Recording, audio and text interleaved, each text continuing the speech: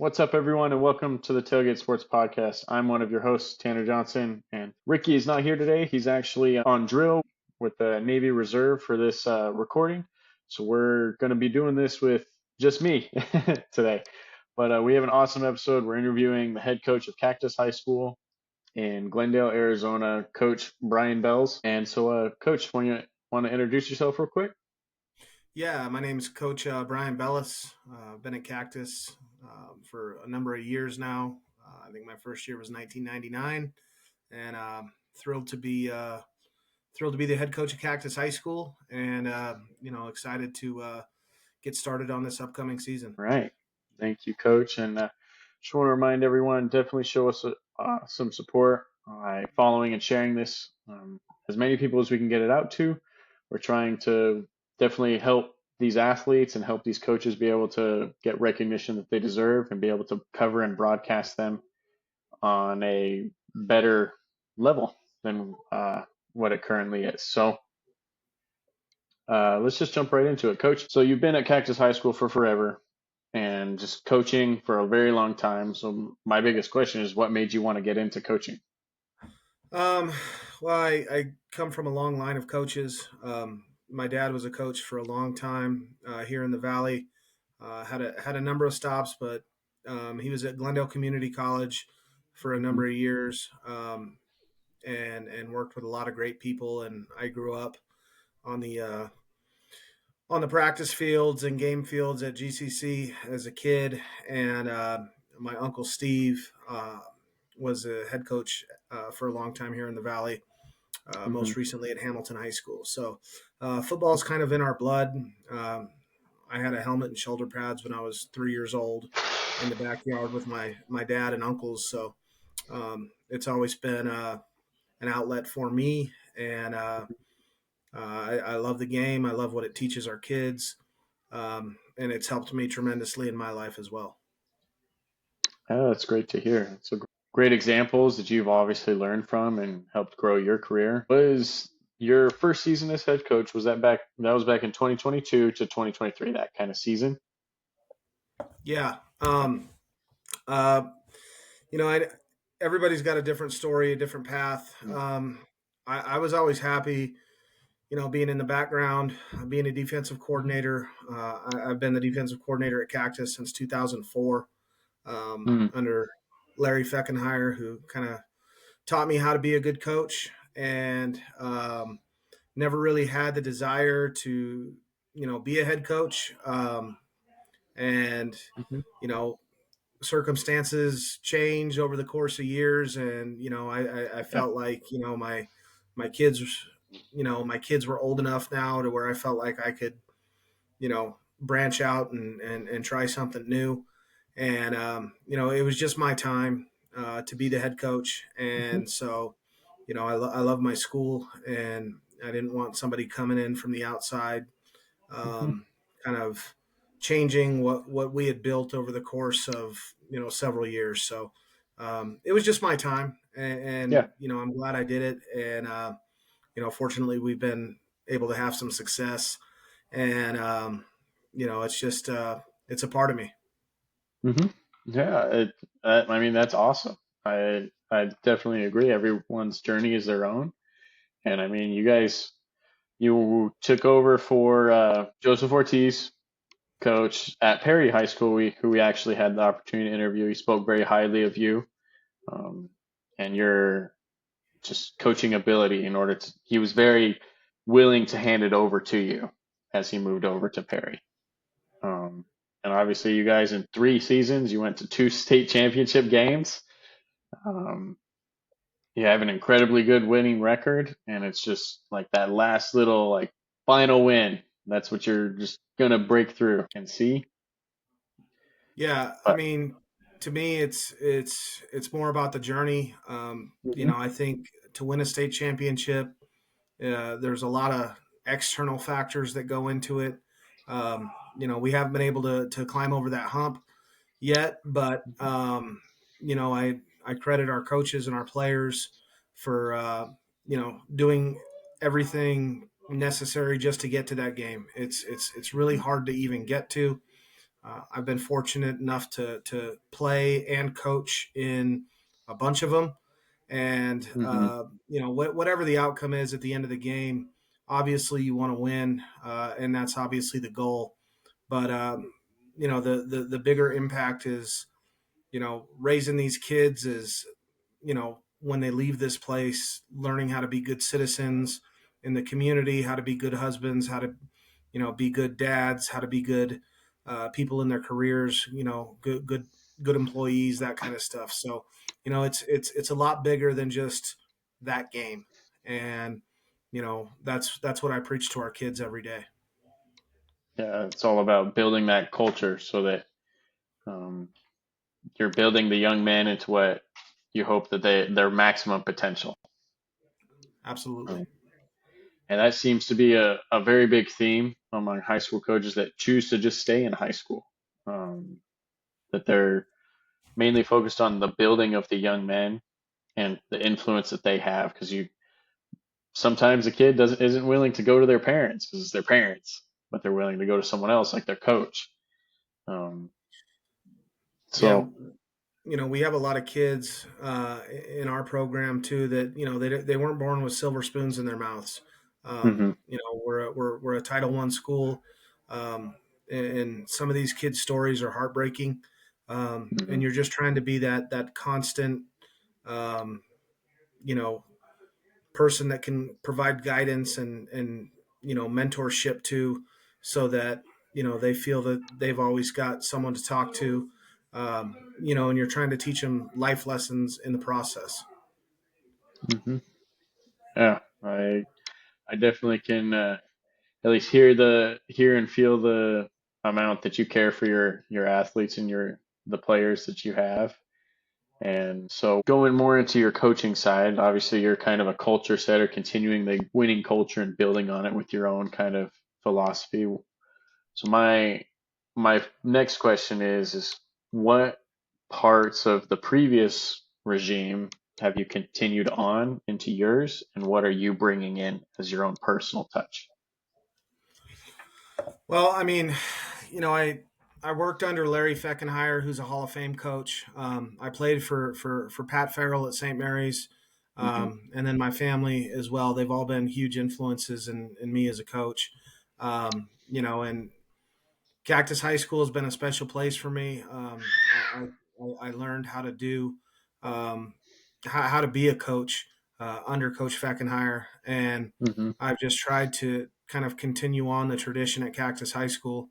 We're always we're a small school. We don't Hmm. have you know 10 Division 1 kids on our roster, but the kids that we do have, they play hard. They're disciplined. They do what they're supposed to do. And I just think there's a fine line between, you know, being hard on them and then also being able to put your arm around them and tell them, everything's going to be okay. So, we're just Hmm. trying at Cactus to turn these kids into good young men and teach them life lessons along the way, and win some games in the process. Because at the end of the day, it's still about winning and losing. But there's so many Hmm. things in the journey that they learn um, along the way, and I think that's kind of the important part. Sometimes we get caught up in the wins and the losses, but at the end of the day, we're not doing this for the money. We're Yeah. really here for the kids, and teaching them right from wrong, hard work, discipline, all those things that they can carry on later in their lives. That's great to hear. Everything that you're saying is definitely focused mostly on your players and just making sure that they feel like cared for and that they have a safe space to get out aggression if they need to, hitting each other Oh, safely. absolutely. Safely. But uh, that's great to hear that you've established that just safe space for these players. And obviously they're willing to run through a brick wall for you and they play their hearts out. I mean, even getting to two state title games in 3 seasons as a head coach means your players care so much about the message that you're saying. Yeah, and I mean, for us, um, we have 1,000 kids at Cactus High School. We were one of the Hmm. smallest 4A schools in the state, and due to our success, they bumped us up to 5A. Um, and we have to do things a little bit differently because the people we're playing have double our population, and Yeah. all the things that are kind of stacked against us, but we still find a way to be successful. And I think that's a huge life lesson for these kids. Hmm. Teaches them that you got to work for everything that you're earning. And I think that definitely proves that you guys are still the real deal. Obviously, there's several schools, the three schools that got taken to the Open tournament this past season, Higley, Horizon, and Desert Mountain. They weren't ready for the juggernauts that are the 6A schools that they're playing.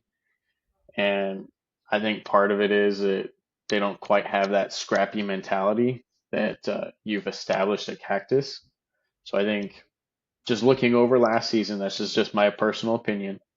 I think you guys would have fared a lot better in the Open tournament than the other 5A schools, even though you would definitely be the smallest school to be in the Open championship or the Open tournament.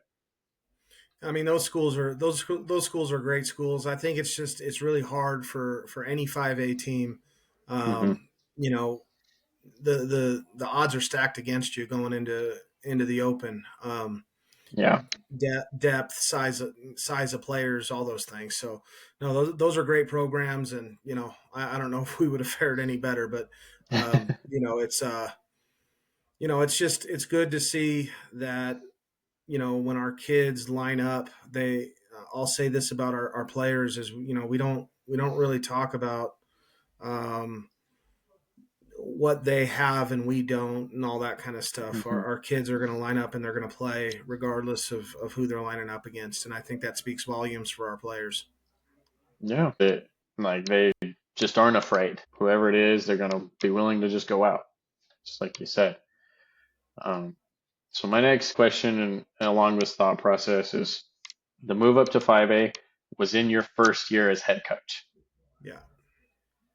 So you're not only taking over a program as a first time head coach, you're also bumping up in competition level, and you did fantastic. So I got to ask, like, that first season, what were your expectations for that year, I guess? I mean, I don't think our standard changes, Hmm. and that's what we preach to the kids is that it doesn't matter what level we're moving up to, who they have on the other side of the ball. Like none of that stuff matters because at the end of the day, you can only control what you do.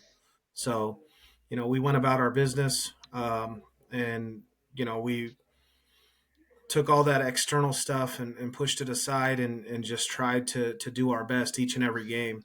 And I Hmm. think when you break it down that way, it's a lot less daunting Hmm. versus okay, we moved up into 5A, let's go play for a state championship. Like it doesn't work like that. You have to take it kind of step by step, and game by game, and day by day in the weight room and at workouts and at practice and all that kind of stuff. And you don't forget about the journey that it took to get there.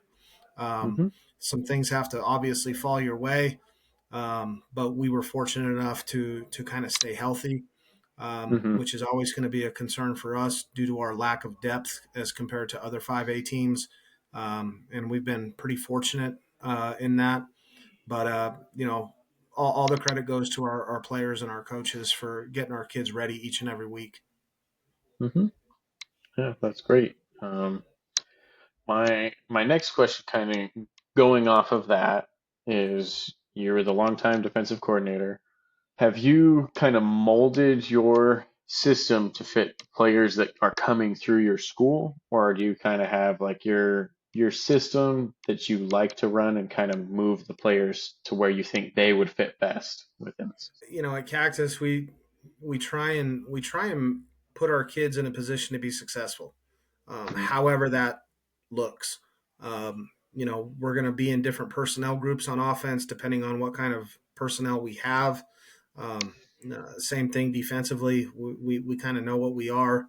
We're not going to leave our kids out on an island to cover a guy who they can't cover. So I Hmm. think for us, preparation, film study, game planning, all that stuff plays a part in, offensive and defensive philosophies. All that stuff plays a part in what we're doing. And I think that's why we've been successful. It's the age old adage. It's failure to prepare means that you're preparing to fail. Yeah, And and for us, it's all about preparation. We know who we're playing. We we study film. We put our kids. We meet on our game plan meetings, and we just try and put our kids in the best position to be successful. And I think there's a level of trust in that too, because we've been successful. I think there's a level of trust with our players, and they mhm, know that at the end of the day, if we do what if they're able to do what we tell them to do, we're going to have success. yeah.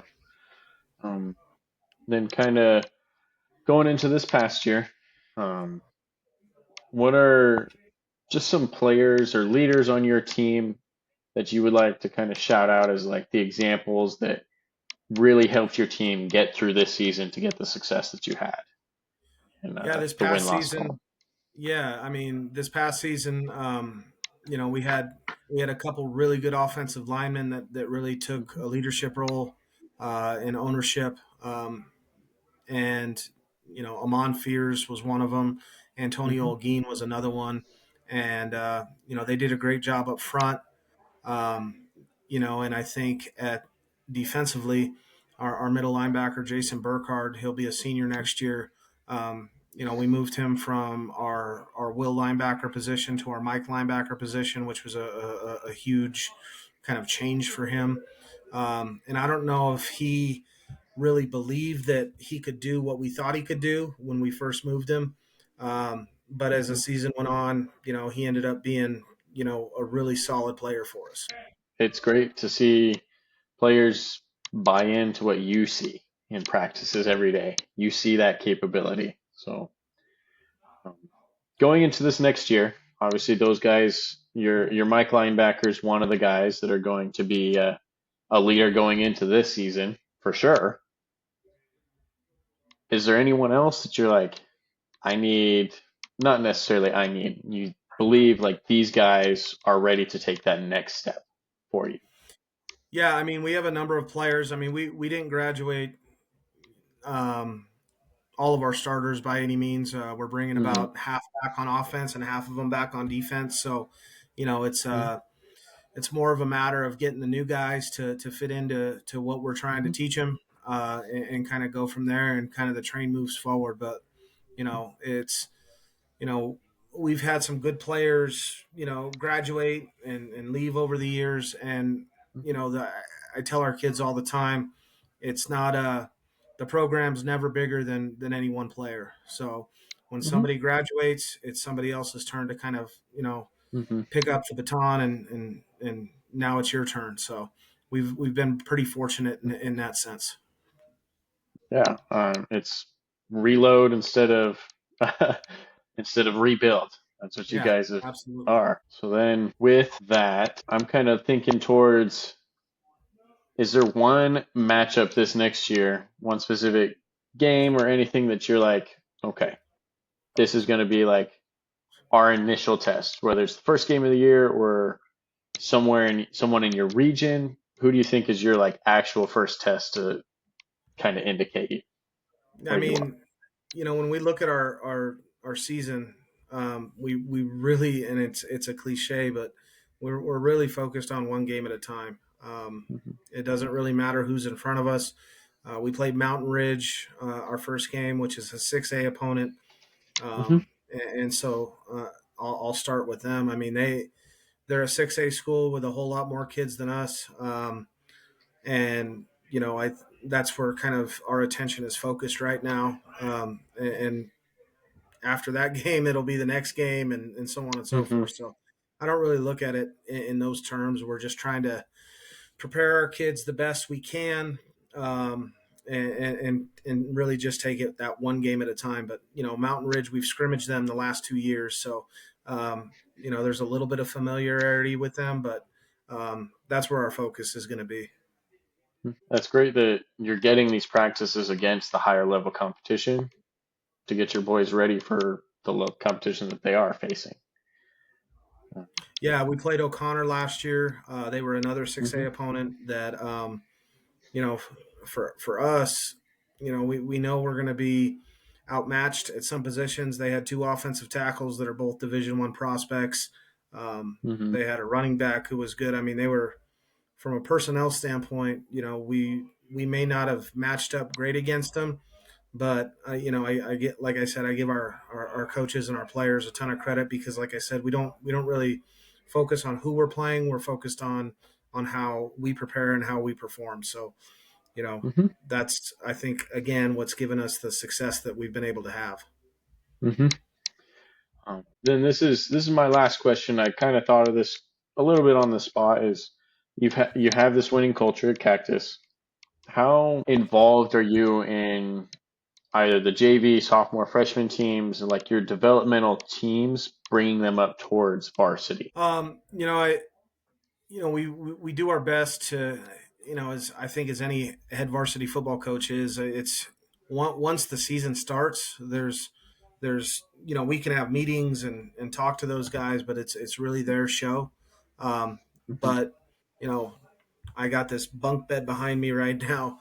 We're actually at our coaches retreat, Hmm. um, and we spend 2 full days just clinicking Hmm. our lower level coaches so that our philosophies, our schemes, our X's and O's is prevalent throughout the program, and making sure that they're teaching the fundamentals and the techniques that Hmm. are going to help those kids when they get to us. So we're not starting from scratch each year. And I think any good program, you'll see a, Hmm. a mirroring of varsity program with freshmen and JV. You're not going to see a ton of difference there. So um, that's probably the best answer I can give you is No, we, no, that's a we fantastic answer. yeah, we spend a lot of time with those younger coaches and lower level staffs of making sure those kids are good, and we're lifting with those kids all the time in the Hmm. summer, and that's summers and 7-on-7s is when we really get to see those freshmen in JV really on a day to day basis. So we do the best we can with that. Yeah, that's super great that you're making sure that everything is the same between all levels of your program, just so that there is no like kid gets to varsity and doesn't know any of your terminology, doesn't know anything. You're like, well, that's a little more. Obviously, you still work with him, but it's a little more difficult getting him up to speed. And that's why we're up here right now, is so that we have spring ball here starting at the end of the month. So it's really important we get those guys Hmm. understanding everything we're doing now, so that when we get to the end of April, we're good to go. Hmm. Well, thanks, Coach, for this awesome interview. It's been a pleasure to kind of get to know you and your philosophies and how you've built Cactus, continue to build Cactus into what it is, the perennial kind of playoff team, always pushing for the title. So I just want to thank you, and I want to thank everyone who's listening, and definitely show your support for us and as well as Cactus High School. They definitely need some support. We're happy to be able to share Coach Bella's message with everyone about his team and about his feelings towards his players. So don't forget to follow us on social media on Instagram at Tailgate Sports Podcast 24, on TikTok at Tailgate Sports Podcast. And thanks everyone for listening. And Coach, I'll be in touch with you. All right, I appreciate it. Thanks for having me. All right. See you guys later. Bye bye now.